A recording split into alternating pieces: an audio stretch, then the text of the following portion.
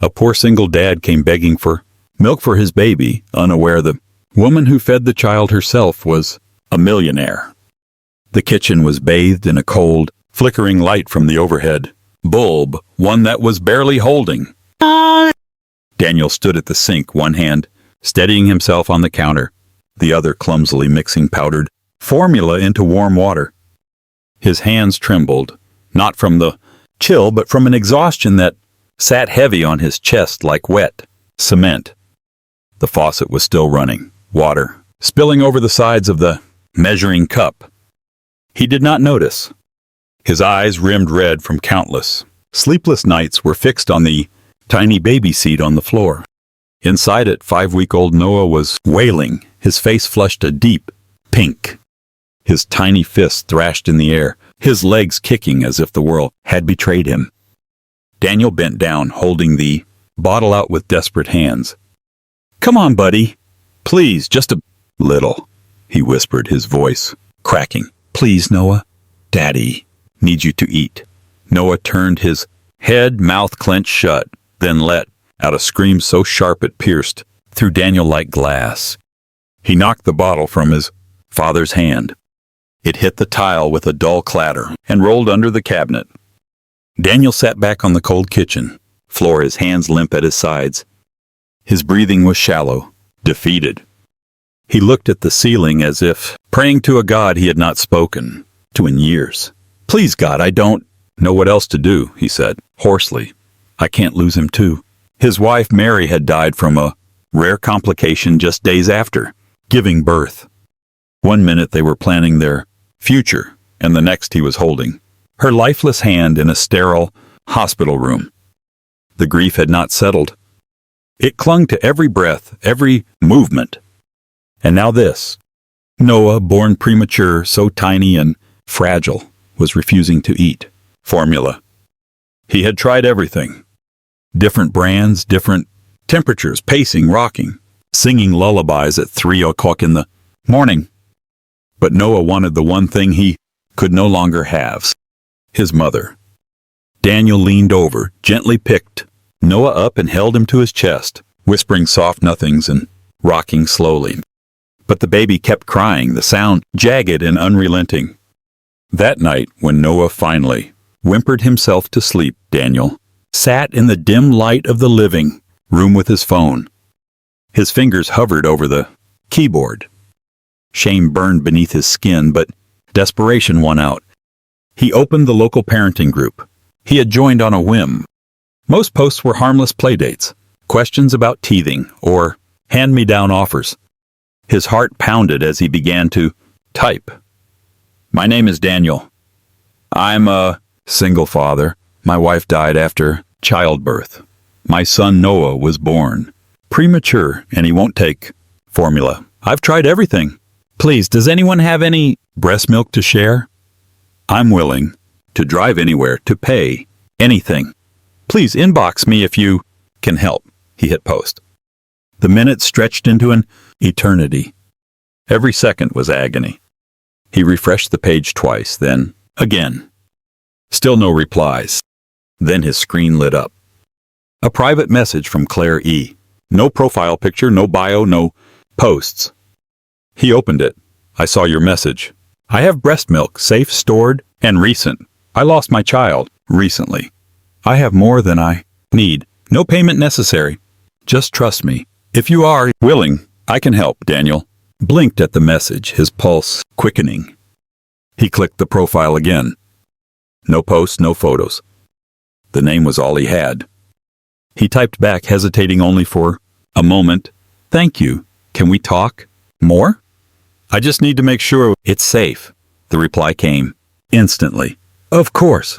I understand.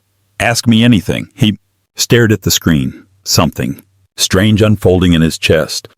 There was something in her tone, not just kindness, but familiarity, like someone else who had stared into the same kind of loss. Outside, the wind picked up, shaking the windows. Inside, Daniel cradled Noah against his chest, his eyes locked on the name. "Claire E.," he whispered into the dark as the baby whimpered in his sleep.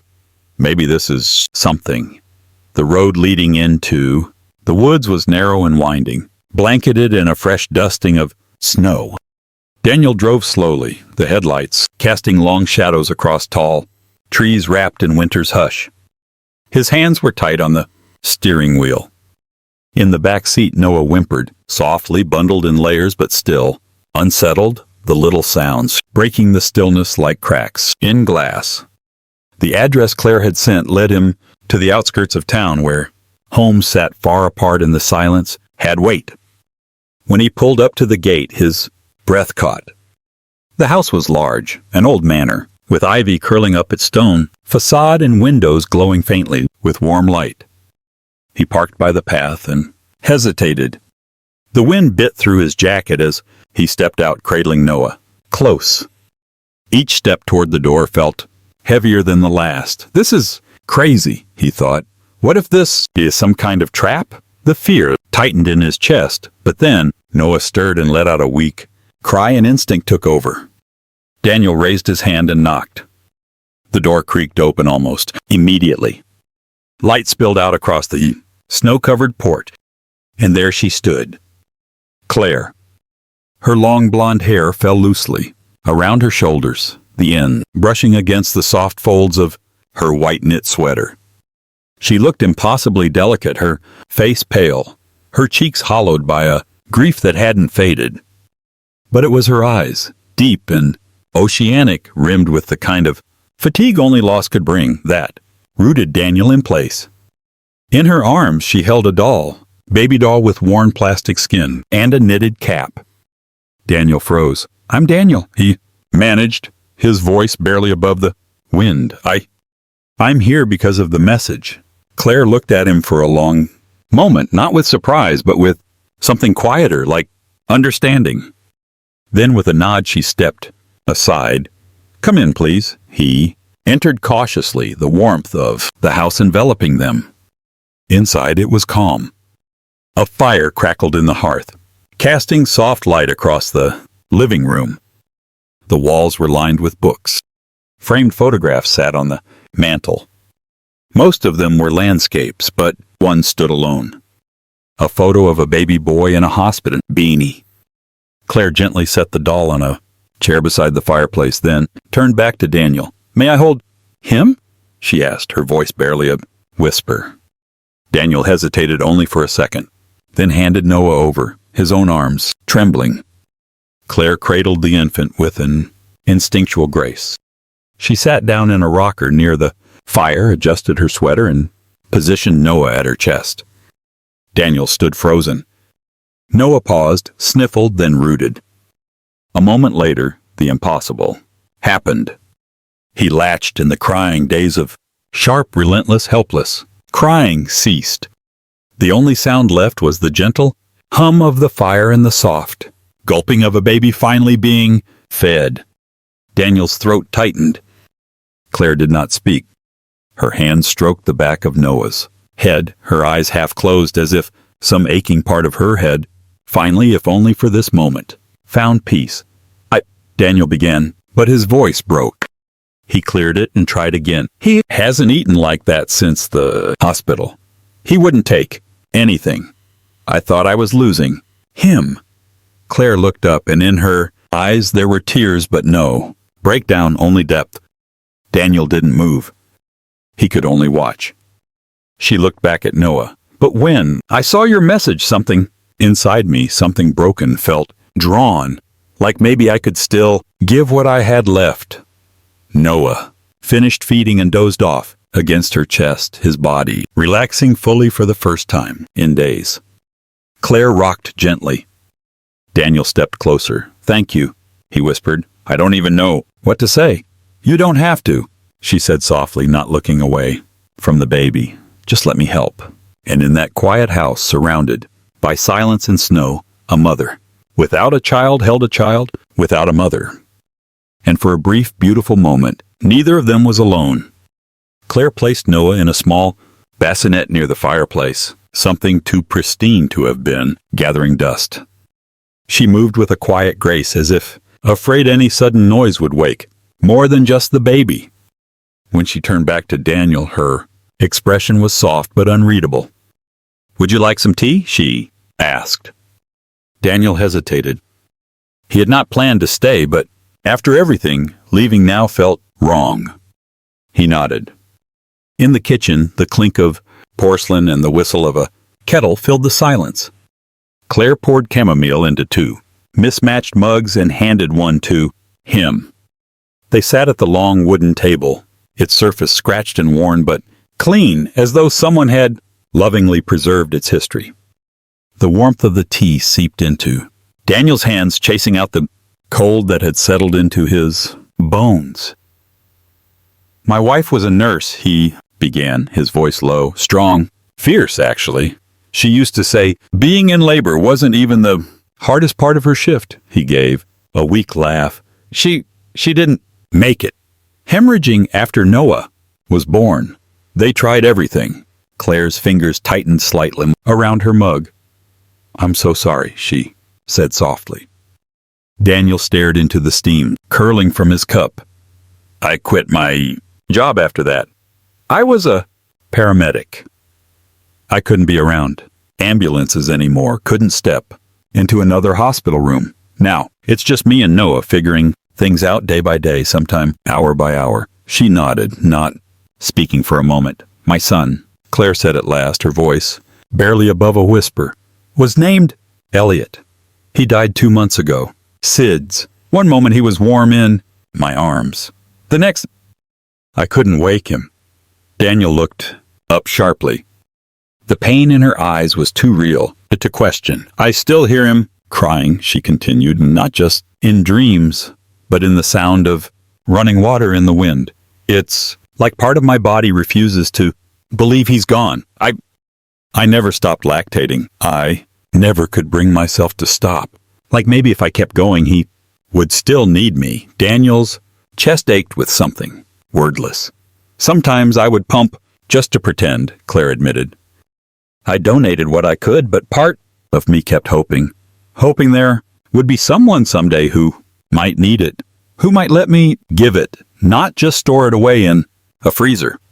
She looked up at him, then her eyes glassy but firm. Daniel swallowed.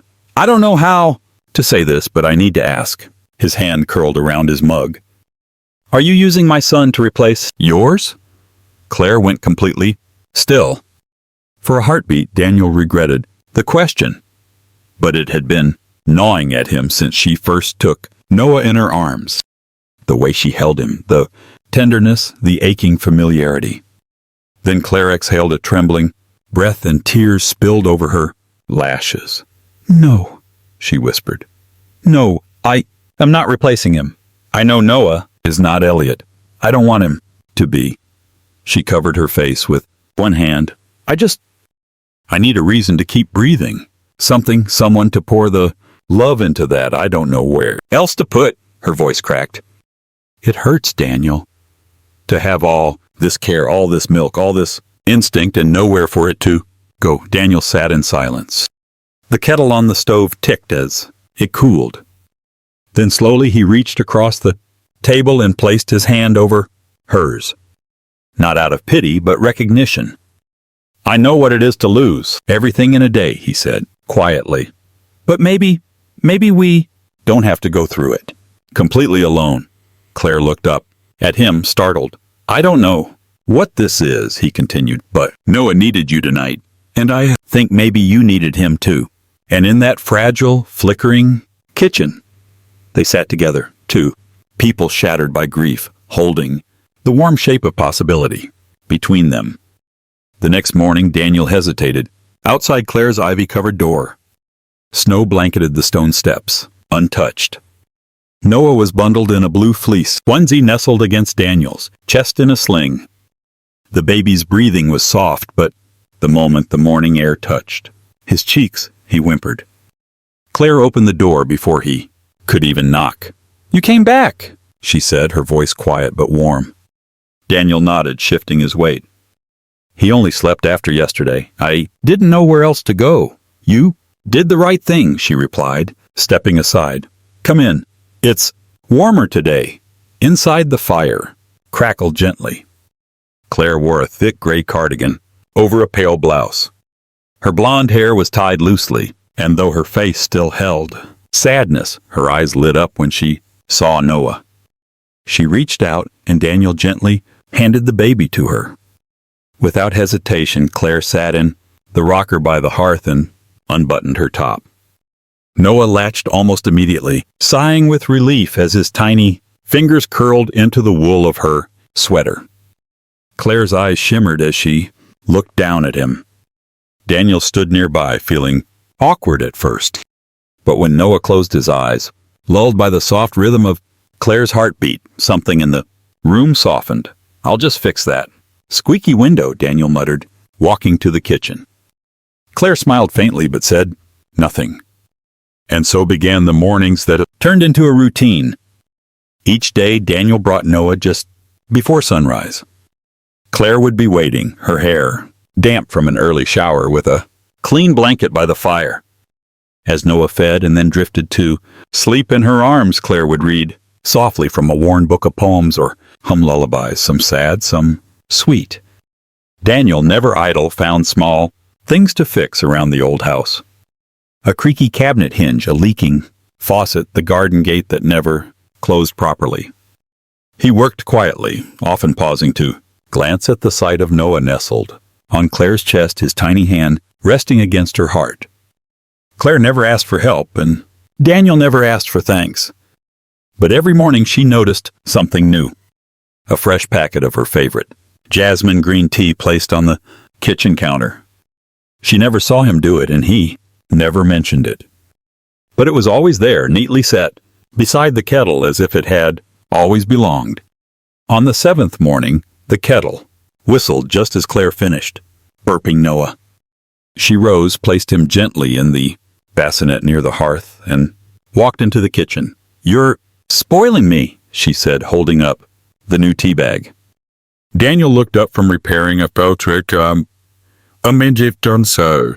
Loose table leg. "Hardly," he replied. "You're feeding my kid." "It's the least I can do," Claire smiled, but her voice was soft when she spoke. "You don't have to fix things to earn your place here, you know." Daniel paused his work. "I know, but fixing things is easier than fixing what's in here," he said, tapping his chest. That night, just as Claire was settling into bed, a nightmare returned, louder and sharper than before. In it, her baby cried and cried, and no one came. She woke with a scream on her lips, and tears soaking her pillow. The house was silent, but she felt the walls closing in. Then her bedroom door creaked open. Daniel stood there, cradling Noah against his shoulder. The baby stirred and whimpered. Claire sat up, shaking. I didn't mean to wake anyone." Daniel stepped inside without a word. He walked to the foot of her bed, crouched and reached for her hand. His palm was warm and steady. "I heard," he said gently. "You're not alone tonight." Claire tried to speak, but her voice broke. Instead, she leaned forward, resting her forehead on Daniel's shoulder as he sat beside her. "I keep hearing him cry," she whispered, "even when I'm awake." Daniel did not tell her it would pass. He did not say she needed help. He only tightened his grip on her. "And you gave Noah peace," he said. "Let us give some back to you." Noah cooed softly in Daniel's arms as if echoing the sentiment. Claire closed her eyes and for the first time in weeks let herself lean into another person's presence without guilt or fear. Daniel sat there with her until sleep reclaimed her, and the only sound left in the house was the soft breathing of two souls beginning to mend. The morning sun barely crept over the treetops when the knock came at the door. Claire, holding Noah against her chest, rocked him gently in her arms. She was humming softly, unaware that beyond the ivy-covered gates of her quiet home, the world had begun to intrude. The knock came again, louder, more insistent. Claire froze.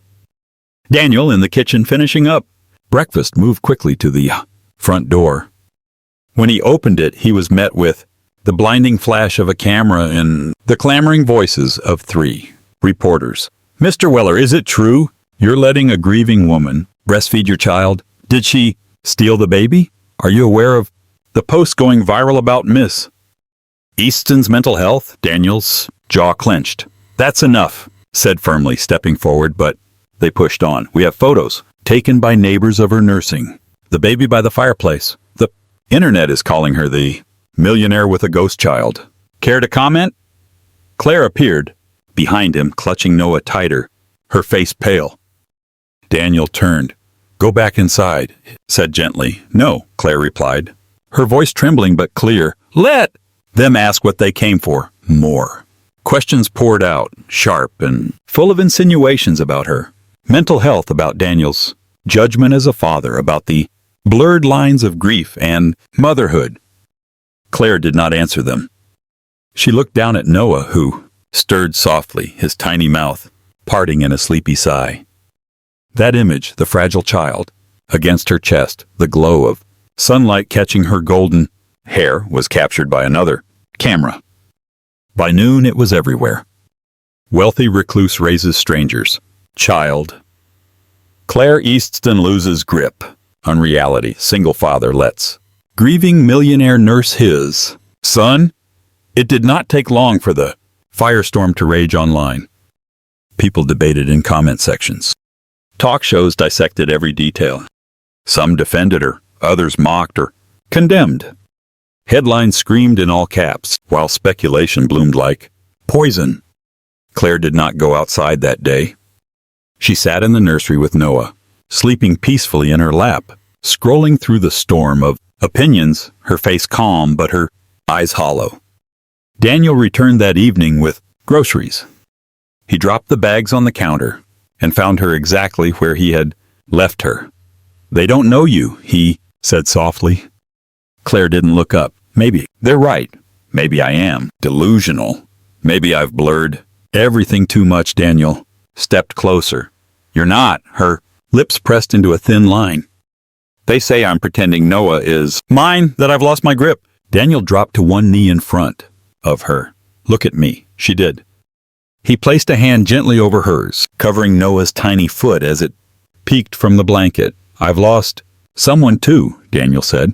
And I know what madness feels like. But what you did wasn't madness. It was mercy. You stepped in when no one else could. And because of you, my son is alive and thriving. She blinked, tears forming.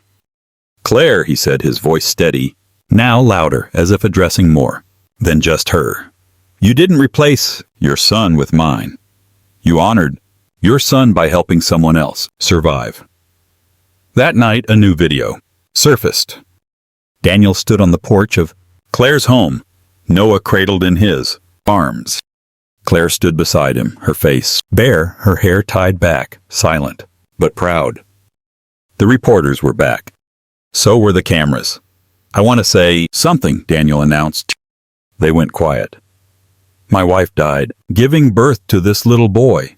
I've done everything I can to keep him alive, but nothing worked until I met Claire. He looked down at Noah, then at the crowd. Everyone is so quick to assume, to judge. But if any of you have ever lost someone you love, if you've ever woken up wishing for one more moment, you'll understand. He turned to Claire, then reached out, his free hand, and wrapped it around her shoulders. She's not crazy.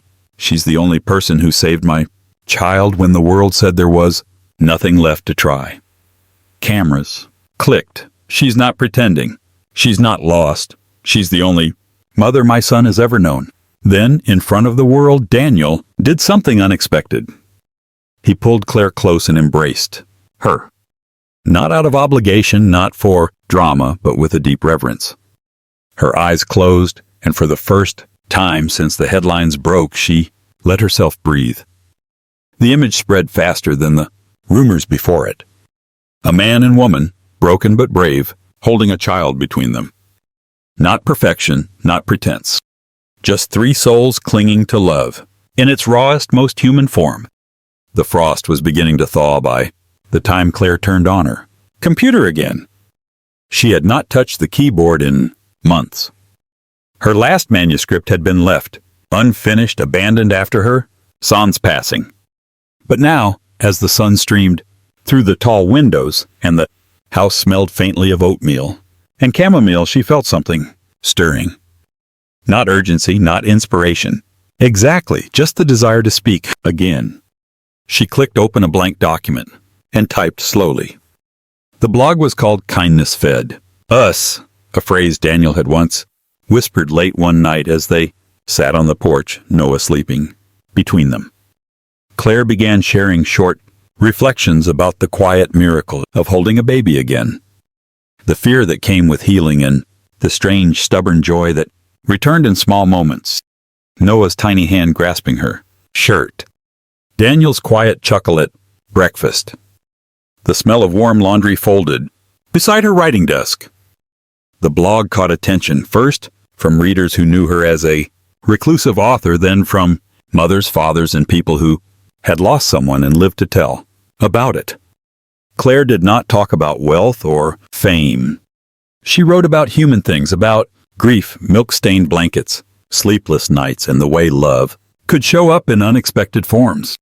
And each time someone left a comment like, "This made me cry," or "I needed this today," she felt the ache in her chest soften just a little more.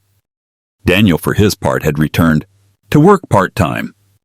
On his off days, he came to Claire's home early, carrying Noah in his arms and a grocery bag in the other. They had settled into a rhythm now. Mornings were spent walking Noah around the neighborhood trails. Afternoons were for baking together. Claire had taken to making banana muffins that Noah loved. Evenings were for curling up on the couch as Claire read aloud drafts of her writing while Daniel washed bottles nearby. One Sunday morning, as the trees outside shimmered in pale green buds and the air tasted faintly of spring, Claire closed her laptop and stared at the page in front of her. She had finished chapter 1. It was not perfect, but it was hers and it was whole. Daniel entered the room quietly, Noah tucked on his shoulder, already drifting back to sleep after a bottle. Claire turned to him, her heart suddenly racing with quiet pride. "I finished it," she said. Daniel blinked. "The chapter," she clarified with a nod. He walked over, leaning slightly to glance at the screen. "What's it called?" "The First Cry," Claire replied. "About the night you knocked on my door," he smiled softly. "Fitting?" Claire hesitated. "I wrote a dedication too." He looked at her. "May I?" She turned the screen gently so he could see. At the top, in clean, centered text, were the words, "For Noah, the child who saved 2 lost hearts." Daniel's breath caught. He looked down at his son, then back at Claire. "I mean it," she said quietly. "He saved me. And I think maybe he saved both of us." Daniel sat beside her, Noah now nestled between them. Claire's hand found the child's back, gently patting it in rhythm. Daniel's hand covered hers. There was nothing romantic spoken, no promises whispered. Just a shared understanding, building stronger every day that their lives had been broken open, and then, by something impossibly fragile and kind, stitched back together. Claire leaned back, smiling gently. "I don't know what this story is yet, but I want to keep writing." Daniel glanced sideways. "The book?" She shook her head slightly. "Us." Outside, the wind rustled softly through the new leaves. Inside, Noah let out a small sigh and nestled deeper into the arms that now belonged to 2 people, each of whom had once believed they would never hold a future again. 3 years later, the scent of birthday cake and summer rain filled the air. The old manor was no longer a place of quiet grief, but one of joyous chaos. Balloons were tied to the porch railing, and a small banner reading, "Happy 4th birthday, Noah," hung crookedly over the door. In the backyard, Noah, now a whirlwind of energy with his father's eyes and Claire's determined little chin chased bubbles across the lawn. Daniel was at the grill flipping burgers with a practiced ease, a genuine easy smile on his face. Claire sat on a picnic blanket, a camera in hand, trying to capture the fleeting moment of Noah's laughter as a bubble popped on his nose. "He looks so happy," Daniel said, walking over to join her on the blanket. Claire lowered the camera, her heart full We all are, she replied, leaning her head on his shoulder. Later, as the sun began to set, they gathered around a small table for cake. Noah sat between them, his face smeared with chocolate frosting. Make a wish, buddy, Daniel encouraged. Noah closed his eyes tight, his little face a mask of concentration. Then he blew out the 4 candles with a single powerful puff. They all clapped. What did you wish for, sweetie? Claire asked, wiping a smudge of frosting from his cheek. Noah looked from her to Daniel, his expression serious. I wished that we could be a family forever, he said simply. A beautiful, profound silence fell over them, broken only by the chirping of crickets. Tears welled in Claire's eyes. Daniel reached across the table, his hand finding hers. He looked at Claire, his gaze full of a love that had been quietly built day by day from shared meals, fixed faucets, and countless bedtime stories. Noah, Daniel said, his voice thick with emotion. Your wish already came true. Claire squeezed his hand, a tear of pure joy tracing a path down her cheek. She looked at the little boy who had healed them and the man who had shown her that a broken heart could learn to love again. She was no longer just the woman who had lost a child. He was no longer just the man who had lost a wife. They were a family, chosen, built, and healed by love. As Noah yawned and leaned his sleepy head against Claire's side, Daniel wrapped his arms around them, both. In the warm glow of the evening, surrounded by the home they had, filled with life, they were whole. If this story of love, loss, and the healing power of kindness touched your heart, we invite you to join our community here at Soul Stirring Stories. We believe that every life holds a powerful story of resilience, hope, and the beautiful, unexpected ways we find our way back to each other. Click that subscribe button and hit the notification bell so you never miss a story that reminds us all that even after the deepest darkness, a new dawn can break. Become part of a family that celebrates the strength of the human spirit. Thank you for watching.